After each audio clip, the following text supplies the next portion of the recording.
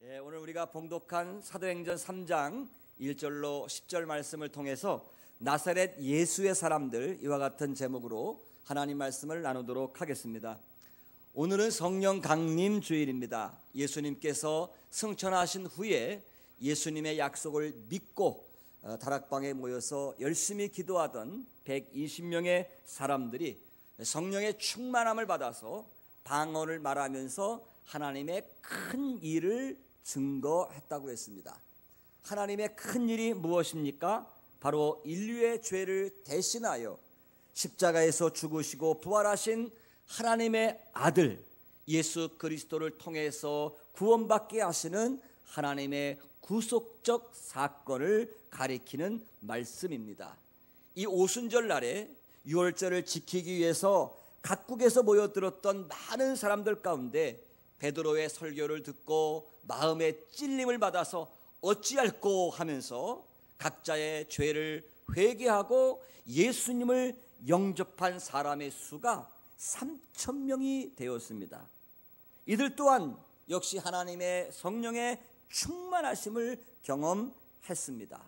이처럼 예수님의 부활과 성령의 강림을 통해서 새롭게 형성된 공동체를 가리켜서 우리는 에클레시아, 즉 교회라고 불렀습니다. 그리고 이 새로운 공동체는 이전의 유대교와는 전혀 다른 새로운 차원의 표징을 나타내 보였습니다. 지난주에 증거한 말씀과 같이 초대교회 성도들은 하나님을 경외하는 공동체였습니다. 하나님을 존경하고 사랑하기 때문에 하나님을 두려워할 정도로 하나님을 경외했다는 것입니다. 그리고 성도가 서로 유무상통하면서 상호 책임을 질 줄 아는 공동체였습니다. 뿐만 아니라 교회는 물론 가정에서도 예수 그리스도의 생명을 기념하는 성만찬의 공동체였다고 말씀을 나눴습니다. 사도행전 2장 43절에 보면 성령께서 강림하심으로 사도들을 통해서 많은 기사와 표적이 일어났다고 말씀했습니다.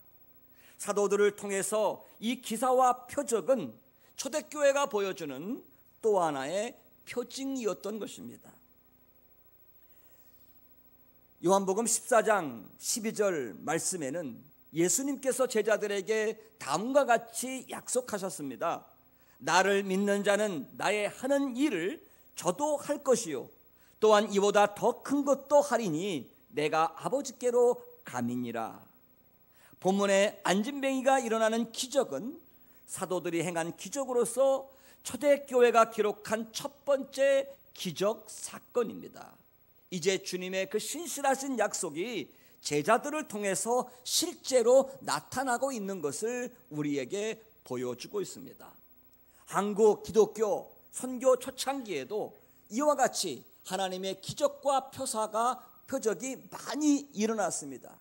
심지어는 수많은 안진뱅이들이 예수 믿고 건강을 회복되는 사건들도 있었습니다. 조선 예수교 이적 명증이라고 하는 책이 있습니다. 이 책에 보면 1874년 황해도에서 출생한 김익두라고 하는 사람이 있는데 과거에 낙방을 하자 그만 실망하여 깡패 생활을 했습니다. 이때 선교사였던 소아론, 다시 말하면 스왈론 선교사를 만나서 예수 믿고 목회자가 되었습니다. 이분이 많은 기도로 유명한데 이 김익두 목사님의 집회 가운데 수많은 사람들이 기적을 경험하고 심지어는 안진뱅이들이 자리에서 일어나는 기적이 많이 나타났습니다. 그 당시에 많은 일간지 기자들이 하도 놀라우고 신기한 기적을 경험하면서 이 김익두 목사의 행적을 낱낱이 조사해서 기록해 놓았는데 그것이 훗날에 책으로 엮어진 것이 바로 조선 예수교 이적 증명이라고 하는 책입니다. 오늘 성경에 보면 베드로와 요한은 날마다 기도하기 위하여 성전에 올라갔습니다. 당시 경건한 유대인들은 하루에 3번 시간을 정해놓고 하나님께 성전에 올라가서 기도했습니다. 우리 시간으로 환산하면 오전 9시 그리고 정오 12시 그리고 오후 3시에 하나님께 기도하는 시간을 가졌다는 것입니다. 본문의 베드로와 요한은 하루를 마감하는 오후 3시에 기도하기 위하여 성전에 올라간 것으로 보입니다. 구약에 나오는 다니엘 선지자는 다니엘은 이방 나라에 살면서도 하루에 3번씩 시간을 정해놓고 창문을 예루살렘 성전을 향하여 열어놓은 다음에 하나님께 감사의 기도를 했다고 했습니다. 사도행전 10장에 보면 로마의 백부장이었던 고넬료라고 하는 사람은 비록 이방인이었지만 저가 경건하여 하나님을 경외하는 가운데 하루에 3번씩 시간을 정해놓고 하나님께 기도했다고 기록을 하고 있습니다. 초창기 초대교회 성도들은 이러한 유대교의 전통을 받아들여서 기도하는 일에 열심을 냈습니다. 사도행전 2장 42절에 보면 초대교회 성도들은 사도들의 가르침을 받아 서로 교제하며 떡을 떼며 오로지 기도하기에 힘쓰니라. 옛날 성경에는 전혀 기도하기에 힘쓰니라 라고 기록하고 있습니다. 여러분, 베드로와 요한이 어떤 사람이었습니까? 예수님께서 마지막 잡히시던 날 밤, 예수님은 겟세마네 동산에서 밤새도록 땀방울이 피로 변하기까지 하나님께 그렇게 기도하는 순간에 베드로와 요한은 예수님과 더불어 1시간도 깨어서 기도하지 못했던 사람들이었습니다. 그럼에도 불구하고 오순절 성령을 경험한 후에는 기도가 저들의 삶의 중심이 되었습니다. 사도행전 10장에 보면 베드로가 요빠, 오늘날 텔라비브에 있는 피장, 무두장이 시몬의 집에 방문했을 때에 그곳은 성전이 없는 관계로 피장 시몬의 집 옥상에 올라가서 하나님께 기도한 기록을 우리가 알 수가 있습니다. 이처럼 본문에서도 베드로와 요한은 기도하기 위하여 성전에 올라갔습니다. 기도가 삶의 우선이었습니다. 자신의 수단과 방법으로 절망에 부딪혔을 때에 내 인생 최후의 수단으로서 기도한 것이 아니라 날마다 기도를 통해서 하나님과 동행하며 주님과 가까운 삶을 살았다는 것입니다. 예수님이 없이 구원이 불가능하듯이 오늘날 복잡하고 영적 전쟁의 시대에 우리 성도들이 기도 없는 삶은 정말 영적으로 승리하기가 불가능한 시대에 살아가고 있습니다. 우리 한국교회는 세계교회가 부러워하는 기도의 유산을 가지고 있는 나라입니다. 새벽기도, 철야기도, 산기도, 그리고 골짜기마다 명산마다 기도원 등등. 그래서 유명한 선교 신학자인 피터 와거너 박사는 기독교 역사 가운데 유례없는 한국교회의 성장 원인을 바로 한국교회 성도들의 열정적인 기도에 있다고 소개하기도 했습니다. 그러나 아쉽게도 오늘날 우리 한국교회 성도들은 기도의 열정이 식어지고 있는 그러한 우려를 낳고 있습니다. 오늘 본문의 베드로와 요한은 기도하기 위하여 성전에 올라가다가 성전 미문 앞에서 불쌍한 광경을 마주했습니다. 이 미문이라고 하는 말은 성전 동쪽을 향하여 난 문입니다. 이방인들은 출입할 수 없지만 이스라엘 여인들까지는 들어갈 수 있는 그러한 문이었습니다. 크기가 자그마치 23m가 넘는 그런 어마어마한 문이었습니다. 이 문의 재료는 당시 유럽이었던 고린도에서 생산되는 황동을 가지고 만든 문이었습니다. 그리고 그 문 표면에는 온갖 보석과 금과 은으로 장식한 말 그대로 아름다운 문, 미문이었던 것입니다. 그런데 이 성전 미문 앞에는 사람들이 날마다 메고 오는 거지가 있었습니다. 아마 성전에 드나드는 사람들에게 구걸하기 위함이었을 것입니다. 그런데 이 사람은 불행하게도 나면서부터 걷지 못한 안진뱅이였습니다. 자신의 의지와 상관없이 태어날 때부터 장애를 가지고 태어난 것입니다. 왜 그렇게 되었는지 그 원인조차 알 수가 없습니다. 그저 하루하루 다른 사람들이 도와주어야만 활동할 수 있는 의존적 존재가 된 것입니다. 그거를 하기 위해서도 사람들이 메어다 놓아야만 했습니다. 어쩌면 주변 사람들은 이 장애인을 이용해서 자신들의 유익을 추구하고 있는 상황인지도 모릅니다. 어쨌든 한 번도 걸어본 적이 없는 이 안진뱅이 거지, 얼마나 불행한 실존입니까? 이 사람의 나이가 40세가 된 것으로 보아서 아주 오랫동안 불행을 겪어왔을 것입니다. 어쩌면 그는 40년 동안 단 한 번도 성전에 들어가서 하나님을 예배하지 못하고 단지 성전 문 앞에서 구걸만 하고 살았을 것입니다. 율법에 의하면 신체적인 결함이 있는 사람은 성전 예배에 참여할 수 없기 때문입니다. 그는 한마디로 성전 밖의 사람이었습니다. 왜 이 안진뱅이가 하필이면 미문 앞에서 구걸을 했을까요?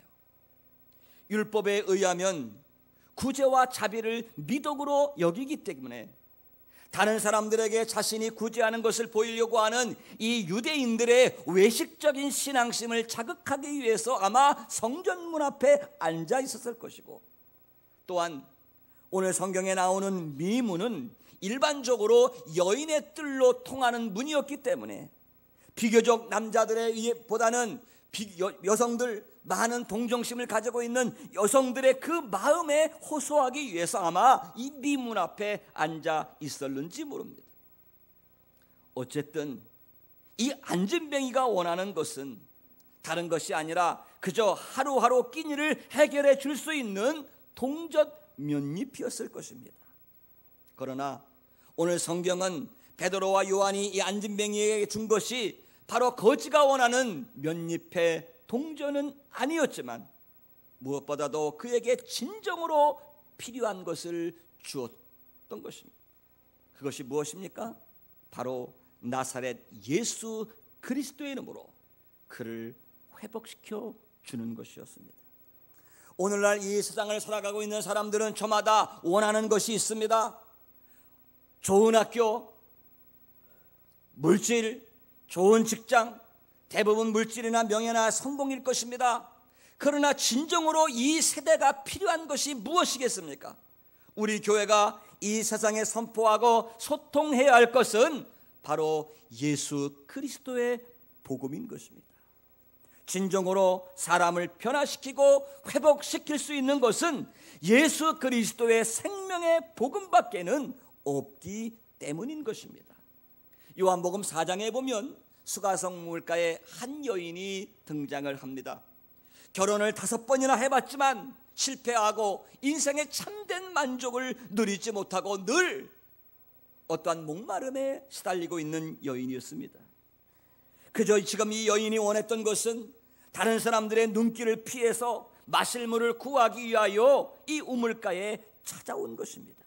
그런데 주님은 그녀에게 진정으로 필요한 것이 무엇인지 그것을 허락해 주셨습니다.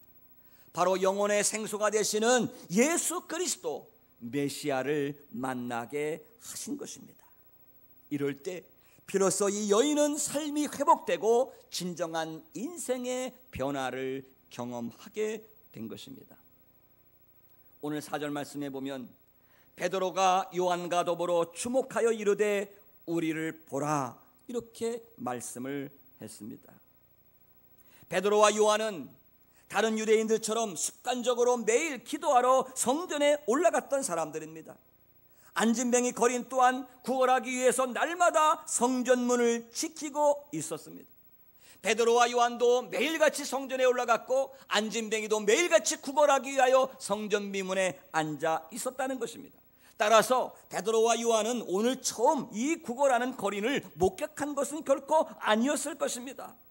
그 안진뱅이를 수없이 보았을 것입니다. 그런데 오늘은 무엇인가 달랐습니다.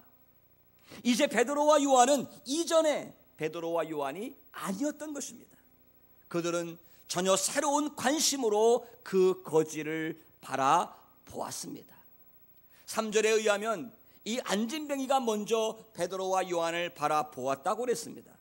그러나 베드로와 요한이 누구인지 전혀 관심이 없습니다. 이 사람은 단지 그저 면잎의 동장을 얻기 위해서 평소에 하던 대로 무의미하게 지나가는 베드로와 요한을 쳐다보았을 것입니다. 그러나 베드로와 요한은 이 사람을 주목했습니다. 주목했다고 하는 말은 관심을 기울여 살펴보았다는 말입니다. 평상시 같으면 베드로와 요한은 그저 몇 입의 동전을 던져주고 성전으로 들어갔을 것입니다. 그러나 오늘은 달랐습니다. 관심을 가지고 그 안진뱅이를 바라보았습니다. 그리고 그 사람에게 꼭 필요한 것이 무엇인가를 살폈다는 것입니다. 이전에 제자들은 주님을 3년씩이나 따라다녔지만 전혀 주님을 닮지 못했습니다. 다른 사람에 대하여 여전히 이기적이고 무관심하게 살아왔습니다. 오죽하면 예수님이 십자가에 못 박히기 위하여 붙잡히는 그날 밤에 저들은 살기 위하여 예수님을 버리고 도망쳤던 사람들이 아닙니까? 그런데 무엇이 그토록 베드로와 요한을 변화시킨 것입니까? 바로 하나님의 성령입니다. 그들은 오순절날 하나님의 성령의 충만함을 받고 저들의 눈이 달라졌습니다. 저들의 가슴이 달라졌습니다. 바로 나사렛 예수 그리스도의 눈과 그리스도의 마음을 소유하게 된 것입니다. 그래서 마침내 베드로와 요한은 나사렛 예수 그리스도의 이름으로 이 안진뱅이를 회복시켰습니다. 여러분 6절 말씀을 보십시오. 베드로가 이르되 은과 금은 내게 없거니와 내게 있는 이것을 내게 주노니 나사렛 예수 그리스도의 이름으로 일어나 걸어라. 은과 금은 내게 없거니와 내게 있는 이것을 내게 주노니 곧 나사렛 예수 그리스도의 이름으로 일어나 걸어라. 여러분, 나사렛 예수가 어떤 분이셨습니까? 나사렛 예수님이 어떤 분이십니까? 하나님의 아들이신 예수님이 인간의 몸을 입고 이 땅에 낮아지셨습니다. 그리고 천국 복음을 전파하셨습니다. 가난하고 소외된 영혼들을 돌보시던 분이었습니다. 병든 자들을 치료하시고 상처받은 영혼을 보시면서 눈물을 흘리시면서 그들의 고난에 동참하셨던 분입니다. 여러분, 어떤 교회가 건강한 교회일까요? 바로 예수님의 마음을 품고 예수님이 하시던 일을 하는 교회가 건강한 교회일 것입니다. 오늘날 교회가 능력을 잃어버렸다고 합니다. 왜 교회가 능력을 잃어버린 것입니까? 교회가 능력이 없어진 이유가 무엇입니까?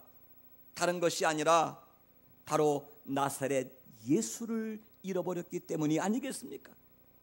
베드로와 요한을 보십시오.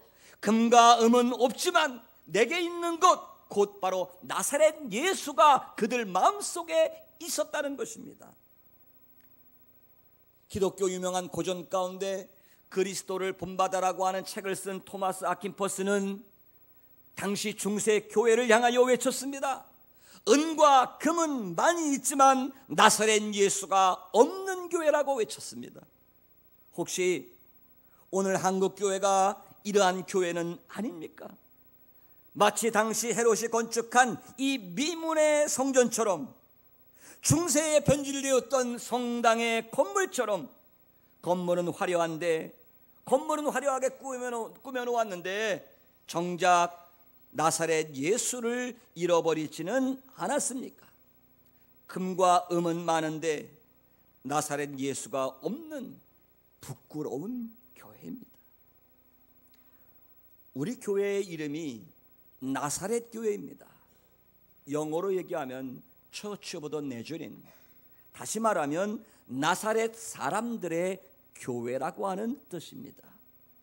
나사렛 예수님의 마음과 예수님의 정신을 품고 주님께서 하시던 일을 감당하는 교회가 되어야 한다는 것입니다. 몇 년 전에 서초동에 있는 법원에서 소년 법정이 열렸습니다.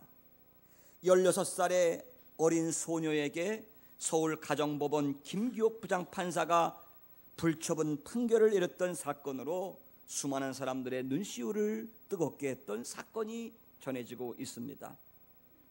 서울 도심에서 친구들과 함께 오토바이를 훔쳐 달아난 혐의로 구속된 소녀는 방청석에 홀어머니가 지켜보는 가운데 재판을 기다리고 있었답니다. 조용한 법정 안에 중년의 여성 부장판사가 들어와서 무거운 처벌을 예상하고 어깨가 잔뜩 움츠려져 있던 이 어린 소년을 향하여 판사가 다정한 목소리로 이야기합니다. 얘야, 내 앉은 자리에서 일어나서 나를 따라 한번 힘차게 외쳐보렴. 나는 이 세상에서 가장 멋있게 생겼다. 한번 좀 따라서 해보실까요? 나는 이 세상에서 가장 멋있게 생겼다. 그렇습니다, 여러분. 여러분 이 세상에서 가장 멋있게 사람입니다. 여러분과 똑같은 사람은 한 사람도 없습니다. 독자적이고 특출나신 분입니다.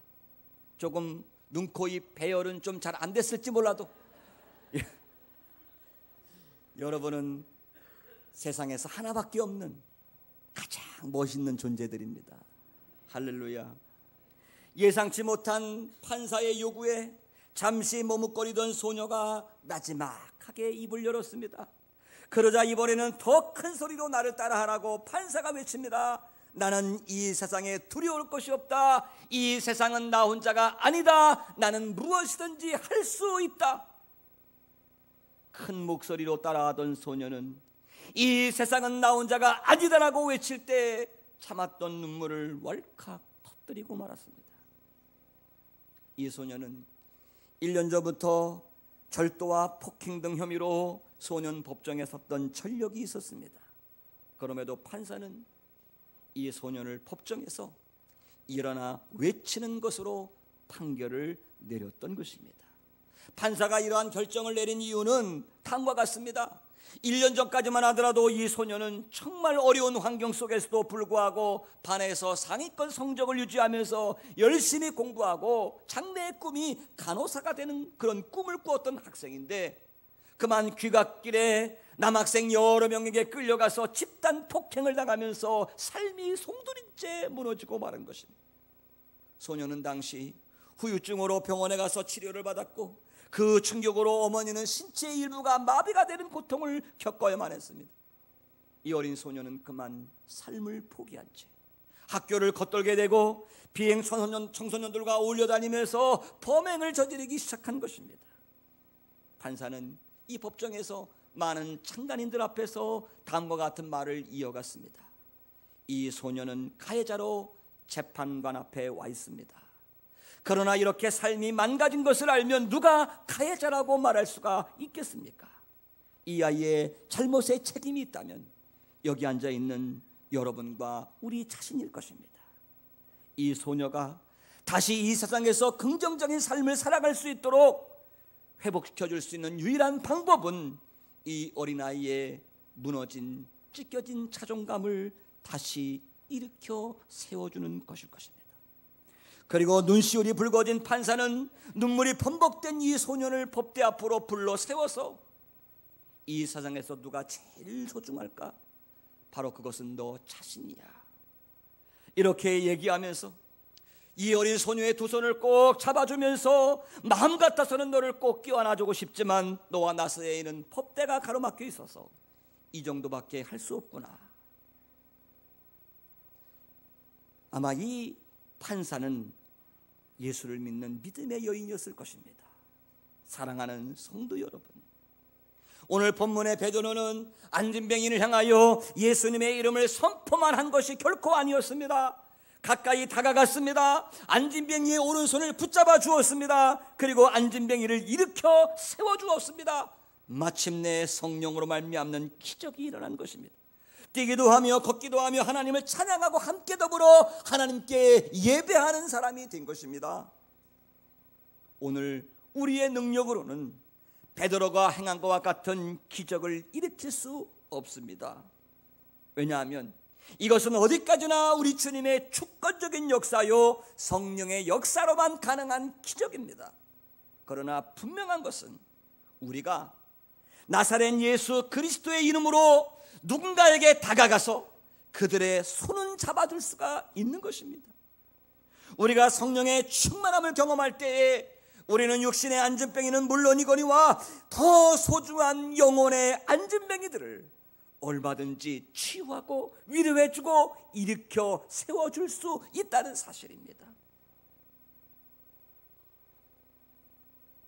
존 스토트가 그런 말을 했습니다. 그 권능은 예수님의 능력이었지만 그 안진뱅이의 손을 잡아준 손은 베드로의 손이었다.